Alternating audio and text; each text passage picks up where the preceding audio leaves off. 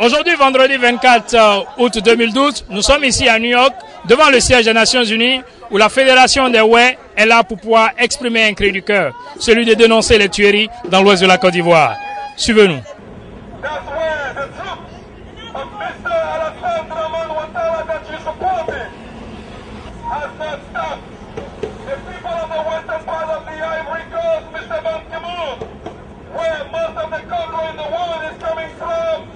Continue to suffer the violence, the killing, the mass murder of the men that you imposed in the Ivory Coast last year.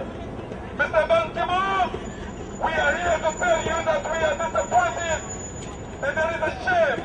Shame on you for the fact that you have not been saying anything for the past year. Yet, thousands of people have been killed on a daily basis. Yet, thousands of people have been forced out of their land, out of their houses, their homes. Families have nowhere to stay. They have to cross the border every single day from the Ivory Coast to Liberia to seek refuge and to seek protection. Freddy, vous êtes aujourd'hui aux Nations Unies. Qu'est-ce qui justifie votre présence ici? Merci encore une fois pour l'opportunité. Nous sommes là à l'appel de la Fédération des Way des États-Unis pour une manifestation en soutien donc au peuple Way. Comme vous le savez, ce peuple vit le martyre encore une fois en Côte d'Ivoire, martyr qui a commencé déjà depuis l'année 2002 avec cette rébellion imposée à la Côte d'Ivoire qui s'est aujourd'hui transformée en une aventure d'expropriation non seulement des terres mais aussi d'élimination systématique du peuple Way auquel nous sommes en train d'assister. Donc nous sommes là pour soutenir ce peuple et lui dire que c'est toute la Côte d'Ivoire aujourd'hui qui est menacée. Nous sommes là aussi pour manifester non seulement notre soutien mais dénoncer encore une fois le mutisme de M. Alassane Dramane Ouattara face à ce que nous appelons aujourd'hui un massacre planifié des Way et l'occupation des terres donc dans cette région de la Côte d'Ivoire. Donc vous estimez que le gouvernement est muet sur ce qui se passe? Nous avons vu les visites du chef de l'État, nous voyons tout ce qui se fait au niveau de la sécurité, au niveau de la défense en l'Ouest. Non, ce n'est rien du tout. Ce n'est rien du tout. Écoutez, le 20 juillet, on apprend qu'à Naïbli, dans un camp de réfugiés, un camp de déplacés, qui sont en fait des réfugiés internes, c'est pourquoi on les appelle des déplacés internes, il y a un camp qui est rasé. La Croix-Rouge internationale parle de 213 personnes tuées, environ 1000 personnes qui sont portées disparues et certaines autres qui ont traversé donc la frontière encore une fois. Et cet exode massif. Et pendant ce temps, M. Alassane Dramane Ouattara continue sa tournée en Europe, précisément à Londres pour les Jeux Olympiques, sans prononcer même un seul mot de compassion à ce peuple Way. Vous faites référence à la tournée qu'il a eue là-bas, mais écoutez, je pense que c'est quand même truffé de mensonges parce qu'on a eu non seulement les images, mais les échos aussi de cette tournée là-bas. Et je ne crois pas que le peuple de l'Ouest de la Côte d'Ivoire, les Way, était vraiment en phase avec M. Alassane Dramane Ouattara. Mais nonobstant ce fait, il faut continuer quand même de dénoncer ce qui se passe. Quand aujourd'hui on vous parle des forêts classées, qui sont occupés par des hordes de Burkinabés. Vous avez suivi, comme tout le monde, le reportage de TV5 là-dessus. C'est cette même chaîne qui, hier, peut-être il y a une année, qui présentait ses forces favorables à Alassane Ouattara comme étant des forces, comment on appelle ça, disciplinées, qui sont des forces démocratiques, qui sont là pour restaurer la démocratie. Et je ne pense pas que ce soit ça la démocratie. Je ne pense pas que ce soit ça le respect des droits de l'homme. Je ne pense pas que ce soit ça l'état de droit. La Côte d'Ivoire est sortie de l'état de droit. Et ce qui se passe à Dieukwe, ce qui se passe à l'ouest de la Côte d'Ivoire, ce qui arrive au peuple Way est une manifestation de cette sortie de l'état de droit en Côte d'Ivoire. Donc qu'est-ce que vous espérez de façon précise? Qu'est-ce que vous attendez de façon précise du gouvernement et des Nations Unies? Écoutez, les Nations Unies sont intervenues en Côte d'Ivoire depuis le début de la crise. L'ONUCI s'est installée en Côte d'Ivoire depuis après Marcoussi, définitivement. Il y a un département là-bas qui est aujourd'hui représenté par Ben Skonders, qui est le représentant de Ban Ki-moon. Nous déplorons le silence qu'il y a. Si vous regardez un peu le vacarme qui s'est produit au lendemain des élections, on a vu combien de fois le représentant des Nations Unies était actif pour évincer le président Laurent Gbagbo du pouvoir. On a vu combien de fois chaque jour il y avait ce qu'on pouvait dénoncer comme des massacres de civils. Mais nous ne comprenons pas pourquoi aujourd'hui Depuis le 11 avril 2011, où nous disons que la sécurité n'est pas de mise en Côte d'Ivoire, la communauté dite internationale est restée muette. L'ONU, Ban Ki-moon, ne parle plus de la Côte d'Ivoire, alors que chaque jour au quotidien, il y a des massacres, il y a des tueries, et la plupart de ces tueries sont attribuées au FRCI et au DOSO, et aux autres supplétifs que nous avons. La question du désarmement revient au goût du jour. Après Naïbli, c'est encore même l'ambassadeur des États-Unis et Bez Condez encore une fois qui ont appelé le gouvernement de M. Alassane Dramane Ouattara à se pencher et de faire donc de la question du désarmement une priorité. Donc voilà un peu tout un tas de choses qui nous amènent à dire que on ne comprend pas ce silence et nous sommes là pour continuer à interpeller Ban Ki-moon sur ça.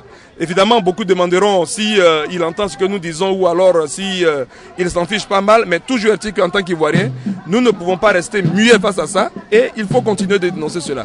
C'est ce que nous croyons vivement et nous pensons que le silence, le mutisme de M. Alassane Dramane Ouattara, de son gouvernement, cette inaction face à ce qui se passe à l'ouest de la Côte d'Ivoire cache beaucoup de choses. Je me permets de vous poser la question sur ce qui se passe ces derniers temps dans le sud de la Côte d'Ivoire, les camps militaires qui sont attaqués, les commissariats qui sont attaqués. Qu'est-ce que vous pensez de façon très rapidement de cela? C'est la conséquence logique de la façon dont M. Alassane Dramane Ouattara est arrivé au pouvoir. C'est la conséquence logique de l'absence de l'état de droit en Côte d'Ivoire. C'est la conséquence logique de ce qu'on a commencé. Quand j'ai dit on, je vais parler de ce qui est arrivé en Côte d'Ivoire depuis 1999 et la rébellion. C'est la conséquence logique du refus de mettre en pratique, en application, les différentes résolutions de désarmement effectif en Côte d'Ivoire. Parce que vous voyez qu'au lendemain des différents accords qui ont été signés, même déjà à Marcoussis, en sortant de Marcoussis, il a été dit de procéder au désarmement des forces qui n'avaient pas le droit d'avoir des armes. Tout cela n'a pas été fait. Aujourd'hui, vous avez donc cette circulation massive des armes, mais vous avez aussi des frustrations et vous avez aujourd'hui des contradictions politiques et même aujourd'hui qui virent maintenant vers des contradictions ethniques qui sont dans les viscères. Je veux dire que le dialogue politique n'existe plus en Côte d'Ivoire et quand vous avez tous ces ingrédients, ben bonjour, ce que vous assistez, ce à quoi vous assistez aujourd'hui en Côte d'Ivoire. Monsieur Alassane Dramane Ouattara a manqué, continue de manquer et je ne suis pas surpris de cela, hein, je n'attends pas mieux que de lui. Monsieur Alassane Ouattara continue. Oh, écoutez, je ne suis pas surpris de ce qui se passe en Côte d'Ivoire, de son inaction, de son incapacité, du manque de volonté d'aller à un dialogue franc. Vous avez, je l'ai dit, déjà d'entrée de jeu en juillet 2011, lorsque la commission dialogue, vérité et réconciliation a été mise sur pied, que nous allons vers un échec, parce qu'il n'y a pas de volonté réelle. Il y a plutôt la volonté de régner en Côte d'Ivoire par la terreur et c'est ce à quoi nous sommes en train d'assister depuis longtemps. Cette vague de répression qui a lieu en Côte d'Ivoire aujourd'hui ne fera rien d'autre que augmenter les frustrations et les tensions qu'il y a en Côte d'Ivoire. Voilà ce que je dis et c'est la lecture que nous faisons en 14 ou 15 mois aujourd'hui de direction en Côte d'Ivoire. Il n'y a pas d'éclaircissement. Mon nom c'est Natoko Madie. Nous sommes ici ce matin pour dénoncer le silence coupable de l'ONU vis-à-vis du génocide du peuple Oué et généralement qui se passe en Côte d'Ivoire.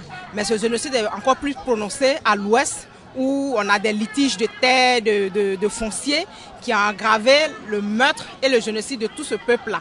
Et donc ce matin nous sommes là pour éveiller les consciences et pour pouvoir pousser davantage et envoyer une clarté sur les faits parce qu'ils sont assis dans les bureaux feutrés et ils font semblant de ne pas savoir exactement ce qui se passe à cause du fait qu'il y a des mains sombres qui manipulent ce sujet. Nous sommes venus simplement pousser encore l'affaire. C'est vrai, c'est une minorité, mais généralement la minorité qui renforce, qui continue la répétition toujours a produit un fruit.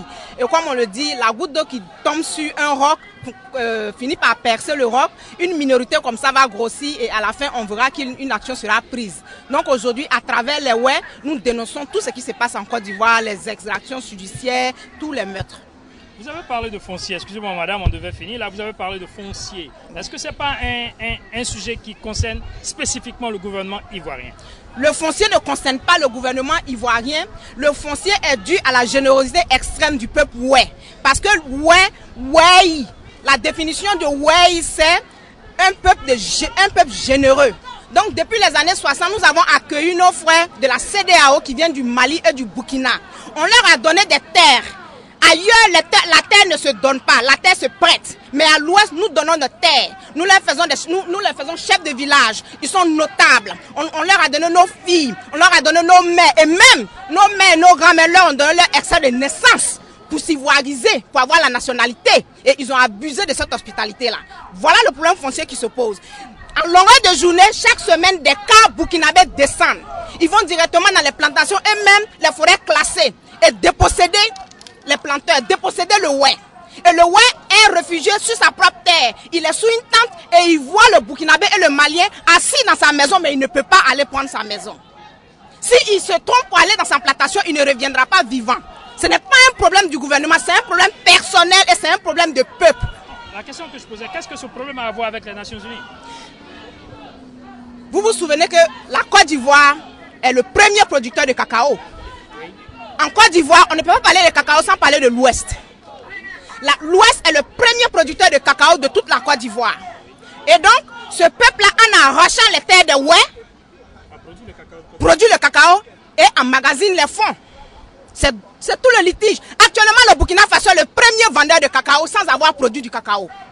Tout le cacao produit à l'Ouest transite par le Burkina Faso et est vendu à travers, comment on appelle ça, en passant par le Ghana. Et tout le monde sait ça. Même les autorités ivoiriennes. Les autorités ivoiriennes savent ça. Merci. Merci, madame.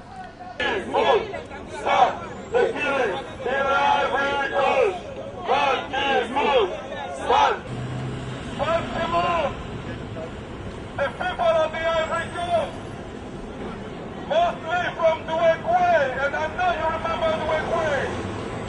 If there is any town in the Ivory Coast that you know, Mr. Ban Ki-moon, I am sure that you know of Abidjan, because that's where you order the kidnapping of Mr. about Douekwe.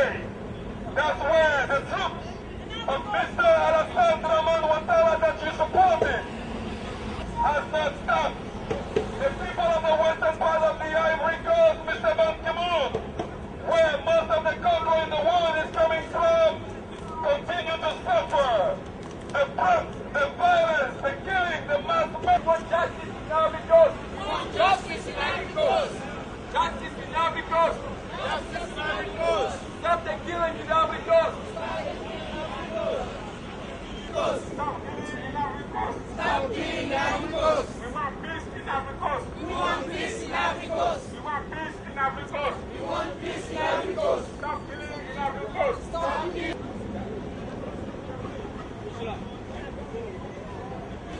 Stop genocide in Ivory Coast. Stop genocide in Ivory Coast. Stop genocide in Ivory Coast. Stop genocide in Ivory Coast. No more killing Douekwe. No more killing Douekwe. No more killing Duro. No more killing Duro. No more killing Azope. No more killing Azope. No more killing Adabu. No more killing Adabu. Too much is too much. No more Ivory Coast killing. Ivory Coast needs peace. Ivory Coast needs peace. No more killing.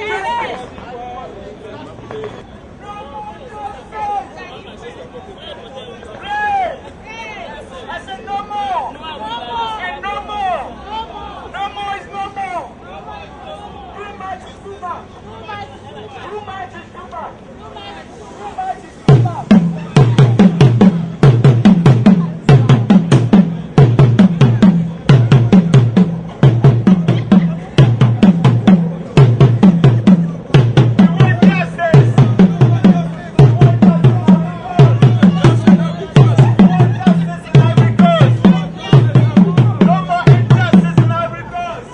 Bonjour, monsieur Sékou Gaston. Monsieur Borgio. Oui, vous êtes membre de l'organisation de cette rencontre. Oui. Vous pouvez un peu nous dire de quoi il s'agit? Oui. Olivier Ngoron. Olivier, merci. On est toujours ensemble. Oui. Et tu sais, c'est pas à chaque fois qu'on marche. Tu vois, si on marche, c'est que il y a quelque chose qui se passe. Et ce qui se passe n'est pas normal. Puisque tout président qui gagne, son but c'est d'imposer la paix, la sécurité des citoyens. Et quand on gagne, on est le président de tout le monde. Même ici, Il y a des oppositions. Mais quand un président gagne, il est le président de tout le monde. Mais pour ce qui se passe en Côte d'Ivoire, surtout à l'ouest, c'est intolérable. Oh, pendant la transition électorale, il y a eu des tueries à Diokwe. On peut mettre ça au compte des élections. Maintenant, ceux qui ont fui les villages, parce qu'ils sont, les gens les tuent. Les gens ont tué leurs parents et qui n'ont pas peur, qui se sont réfugiés à Diokweville, qu'on appelle le camp de Naïmbli, le camp des réfugiés de Naïmbli. S'il y avait vraiment justice en Côte d'Ivoire, oui, cela ne pourrait pas se passer. Qu'est-ce qui ne pouvait pas se passer? Les gens n'allaient pas pouvoir venir se réfugier? Non, ce qui ne pourrait pas se passer, c'est les tueries. Pourquoi? Parce que la raison qui a poussé les dozos, disons, les miliciens du pouvoir, à venir attaquer le camp Naïmbli, c'est parce que sur la route, il y a eu des coupeurs de route qui ont attaqué et des ressortissants du Nord, 2 personnes sont mortes. Oui, ce qui justifie notre présence ici, oui, c'est que dans un pays de loi, oui, si on dit que sur la route, il y a eu des coupeurs de route qui ont tué 2 personnes, la gendarmerie ou la police met une enquête. Et on prend ceux qui ont tué. On dit ceux qui ont tué sont guéris, ou ne sont là, où ils sont temps. Comme ça, là, c'est le gouvernement qui punit ceux qui ont tué. Mais ce n'est pas le cas ici. On a appris que des coupeurs de route ont tué sur la route. On vient et on s'attaque à un camp de réfugiés. Des gens déjà qui sont malades, des gens qui ont faim, des gens qui ont besoin d'aide. On vient et on s'attaque et on tue 200 personnes.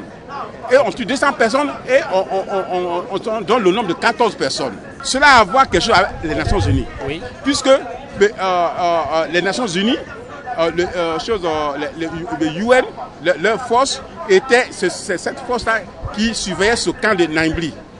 Donc vous estimez que les Nations Unies n'ont pas fait leur travail, c'est ça? Les Nations Unies n'ont pas fait leur travail, okay, puisque c'est eux qui surveillaient ce camp, les soldats qui surveillaient ce camp, et des gens sont venus les repousser et aller entrer dans le camp et tuer 200 personnes. Donc vous êtes venu dénoncer le fait que les Nations Unies n'ont pas pu surveiller le camp?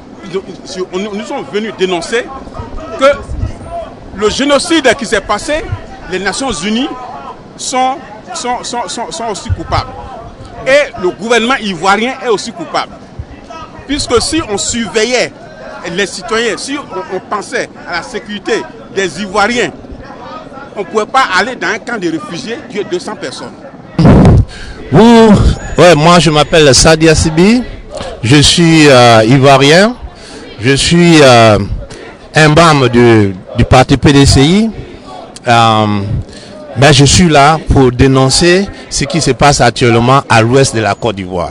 C'est impensable, c'est impossible que des êtres humains soient tués comme ça. Nous avons un gouvernement, un président qui est venu, on sait comment ça s'est passé et il est arrivé. Mais quand il est arrivé en tant que président des Ivoiriens, de tous les Ivoiriens, il doit protéger les Ivoiriens. De telle sorte que la Côte d'Ivoire aille de l'avant. La Côte d'Ivoire n'est pas pour une seule personne, n'est pas fixée sur une personne. La personne de Ouattara, la personne de Babo, la personne de Bédié, non. C'est une Côte d'Ivoire. Une Côte d'Ivoire où les gens doivent vivre ensemble. Mais si il y a des gens qui sont tués, il y a des gens qui sont réfugiés dans leur pays, c'est pas normal. Et c'est ça que nous sommes venus ici pour déplorer et pour aussi dire aux Nations Unies de faire quelque chose, parce que ces camps-là étaient surveillés par les Nations Unies. Mais les gens sont morts devant eux, des gens ils ont été incendiés. Et ce qui est marrant, il y a eu 200 personnes, pas de 200. Parce que moi je vous parle, mon cousin il était à côté. Quand ça s'est passé, Dieu merci, il a eu la chance, il n'a pas été tué. Il était dans le camp. Il était dans le camp, mais il n'a pas été tué, Dieu merci. Il m'a appelé. Non, qui est tué. Non, c'est pas tout. Il y a eu quand même 5000 habitants dans ces camps. Il y a eu 5000. Il n'a pas été tué, il a eu la chance. Et au même moment, il m'a appelé. Il dit, voilà ce qui se passe. Mais on nous dit qu'il y a eu 13 morts, il y a eu 11 morts. Mais c'est faux. Mais le président, le gouvernement doit faire quelque chose pour que ça s'arrête. Je m'appelle Véronique Ga, je suis ivoirienne de l'ouest de la Côte d'Ivoire. On est là ce matin parce que depuis le début de la crise électorale en Côte d'Ivoire, il y a eu des tueries à Djokwe. Et cette fois-ci encore, on a entendu dire qu'il y a eu des tueries à Djokwe, des réfugiés qui étaient dans un camp, dans une église spécialement. Et donc on est là devant le siège de l'ONU aujourd'hui pour demander à l'ONU de jouer son rôle en Côte d'Ivoire. Parce que l'ONU est arrivée en Côte d'Ivoire pour que la paix définitive s'installe. Mais au jour d'aujourd'hui, on remarque qu'avec la présence de l'ONU, les gens continuent de mourir, les exactions continuent d'être faites et on ne comprend plus rien. Alors si l'ONU ne peut pas sécuriser la population, si l'ONU ne peut pas jouer son rôle, pourquoi elle est en Côte d'Ivoire? C'est la question qu'on se pose. Et donc on est là pour faire entendre nos voix et demander que tout ça la cesse parce que le peuple ivoirien a besoin de paix. Le peuple ivoirien est fatigué et le peuple ivoirien veut vivre en paix. Donc voilà, c'est le message qu'on porte aujourd'hui à l'ONU. S'ils ne peuvent pas travailler, ils ne peuvent pas sécuriser la population, qu'ils sortent de la Côte d'Ivoire. Le tricot rouge, la question déjà, c'est que mes parents disent que ça veut dire le sang. Donc vous êtes venu dénoncer le sang aux Nations Unies? Pas dénoncer le sang aux Nations Unies. Moi, personnellement, je suis venu parce que tout ce qu'on fait, on parle d'abord de la famille numéro 1. Donc, je dois tout de suite joindre ma famille pour que je dois leur dire, ce qu'il faut faire, whatever it is, d'abord, quand ils prennent une décision, je dois accepter. Dans ce contexte, dès que j'ai appris que toute ma communauté doit marcher, donc je suis là pour les accompagner. Et quel est le message que vous véhiculez? Bon, en toute sincérité, personnellement, je ne sais vraiment pas trop parce que je ne suis pas le leader de cette organisation, mais je suis juste venu accompagner ma famille. Je crois qu'après ça, il y aura une réunion et à cette réunion, on aura l'occasion de discuter de certains trucs. Mais mon devoir est déjà d'être présente. Francis Mongueï, je suis de Guiglo. Ouais, Mongueï, vous savez bien. Alors effectivement, nous sommes habillés en rouge aujourd'hui, en rouge et noir, pour vous présenter nos douleurs. Ok? Le rouge qui simule le sang et le noir qui simule le deuil. Ok, pour montrer à la population américaine et aux autres frères qui sont là que nous sommes vraiment en deuil.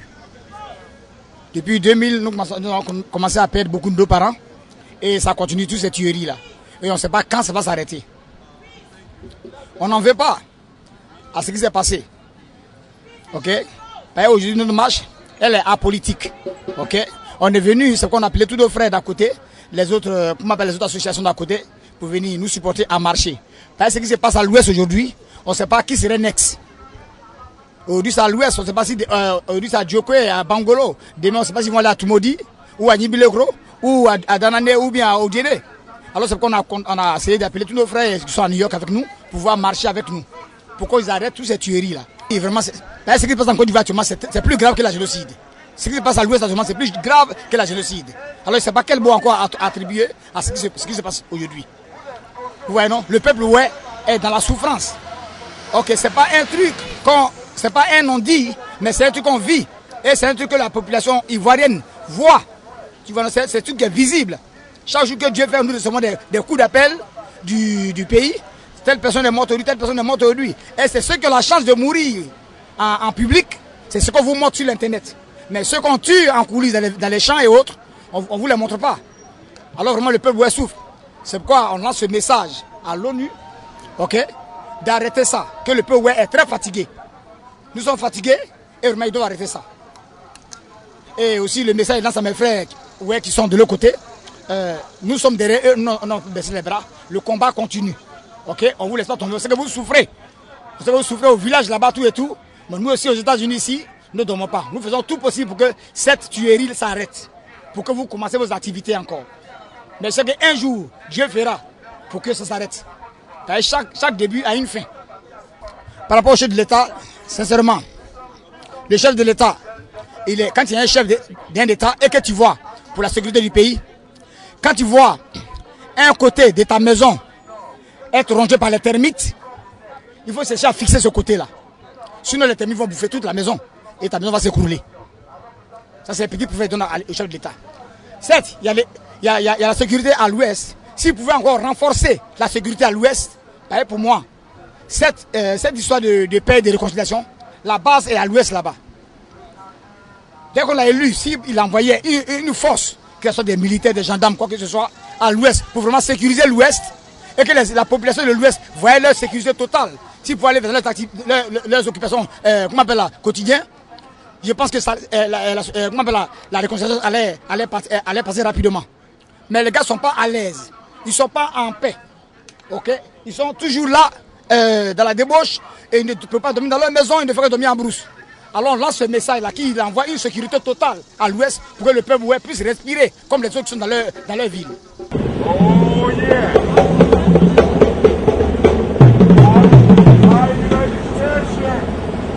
My name is Laurent Dablé. I'm from the Ivory Coast.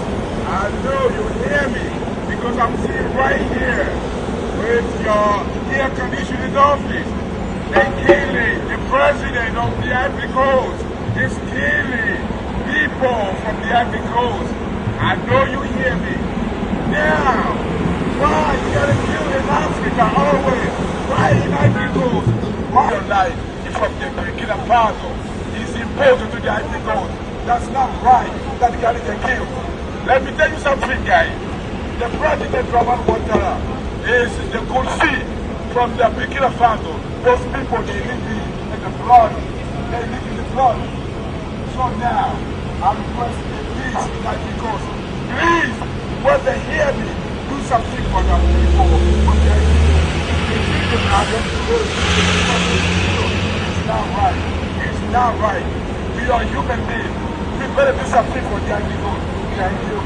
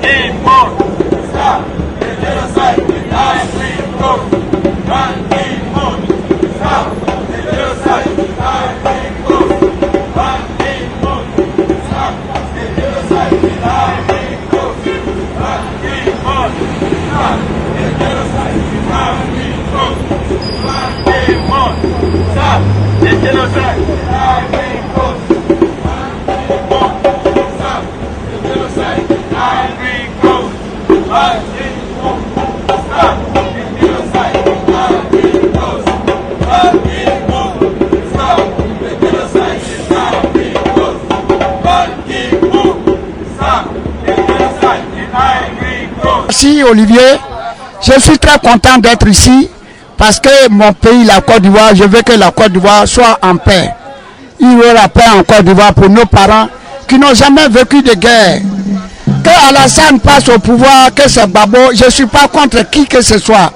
Moi je veux la paix de mon pays. Tu vois, nos parents meurent dans la forêt. Alors ça n'a été jamais vu. Alors quand on veut voir, bon, l'histoire de Babo, je sais que je peux l'accuser, ne pas l'accuser, mais Babo n'a jamais emprisonné qui que ce soit. Aujourd'hui, c'est la politique. Mais nous voulons vraiment la paix de la Côte d'Ivoire. Que nos parents restent en paix. Nos forêts sont envahies par qui que ce soit aujourd'hui. C'est déplorable. Je suis ivoirien, raison pour laquelle je parle de mon pays. Je ne suis pas un homme d'ailleurs, je suis ivoirien. Vraiment, je suis très content d'être ici pour défendre le code de mon pays. Merci. Bonjour. Oui, nous vous voyons aujourd'hui devant les Nations Unies. Dites-nous un peu pourquoi vous êtes là. Nous sommes là pour faire entendre la voix de nos parents qu'on maltraite en Côte d'Ivoire.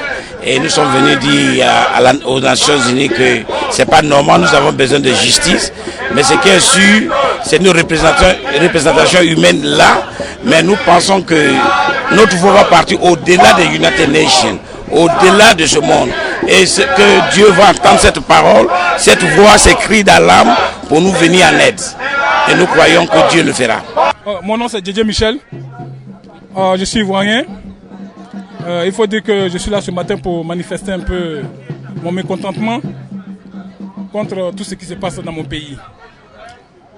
Voilà que je demande parfaitement aux Ivoiriens, surtout aux Ivoiriens qui se reconnaissent et qui savent qu'il est Ivoirien, pardonnez.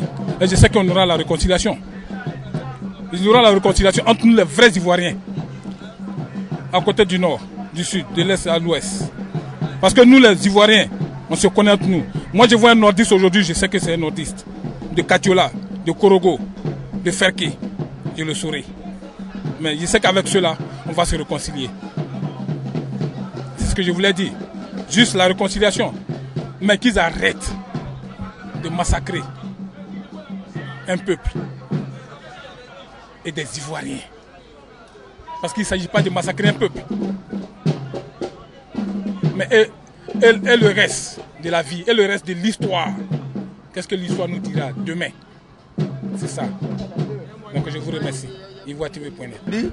Pour dire à M. Ouattara, comme il dit, il est le président de tous les Ivoiriens, qu'il arrête le massacre qui se passe au pays. S'il dit qu'il est le président de tous les Ivoiriens, fait que tous les Ivoiriens peuvent vivre ensemble en harmonie, comme le président Houphouët-Boigny a fait. On a eu 10 ans de guerre, la guerre est finie. Passons à quelque chose d'autre maintenant. Président, si tu es mon président, comme tu dis, tu es mon président, moi je suis un jeune, ouais, il vient de Bangolo.